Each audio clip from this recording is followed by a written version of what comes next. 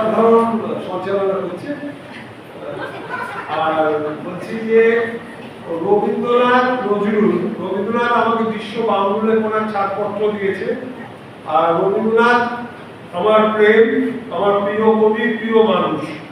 নজরুল ইসলাম ছাড়া আমি কোনো কাউকে এত মানুষ হিসেবে সম্মান দিই না। তবে এখানে আমি একজনকে সবার থেকে বেশি ভালোবাসি, অকপটে স্বীকার করছি, তার নাম মৌমিষ্টি। আর আমি গঙ্গা জলে গঙ্গা পুজো করি না।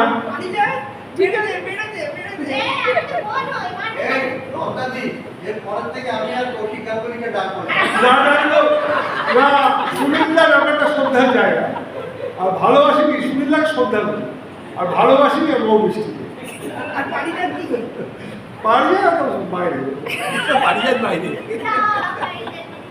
আমার অনুষ্ঠানে আর বউয়ের অনুষ্ঠানে কৌশিককে ডাকতে হয় না, খবর পেলেই চলে যাবে।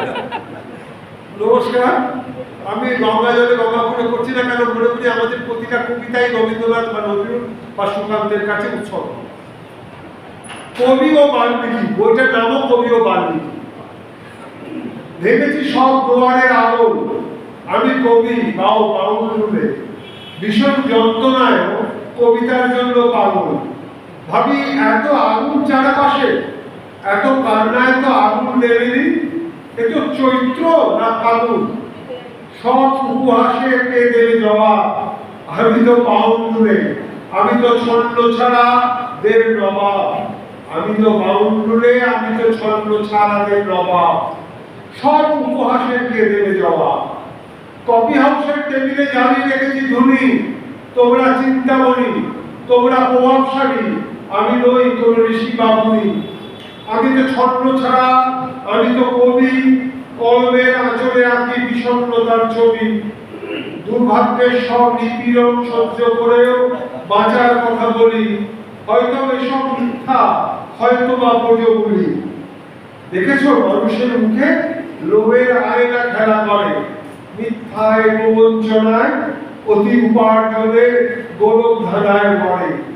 সব কথা তো আর বলা হবে না, পারবো না কান্না লোকাতে, মিছি মিছি হাসবো না।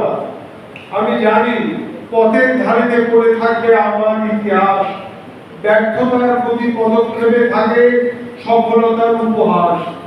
তবু রক্ত অক্ষরে লিখি জীবনের দিনলিপি, তবু রক্ত অক্ষরে লিখি জীবনের দিনলিপি।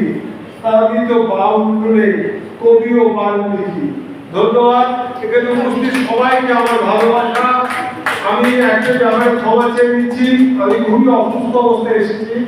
সকালবেলায় খালি পেটে একটা বাপুজি গিয়ে চা খেয়ে আমি একটু কফি হাউসে, আমাকে একজন ডাকছে খাবারের জন্য।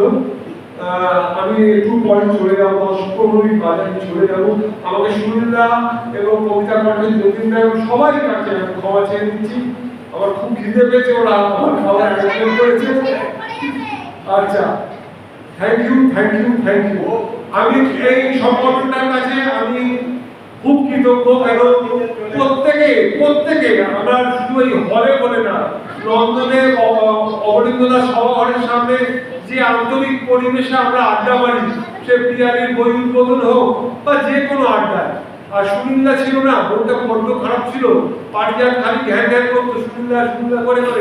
কিন্তু সুনীলদা আসার পর আবার আমরা দেখতে গেলাম, মনটা আমি বেশি কথা বলতে পারি না, সামনে বলে কেঁদে ফেলবো, ওই জন্য কন্ট্রোলে রাখি। কিন্তু পারিজাত পারে, আমার হয়ে পারিজাতই বান্ধবীরা করতে পারে। ধন্যবাদ সকলকে, সবাইকে আমার অনেক ভালোবাসা। ধন্যবাদ, ভালোবাসা।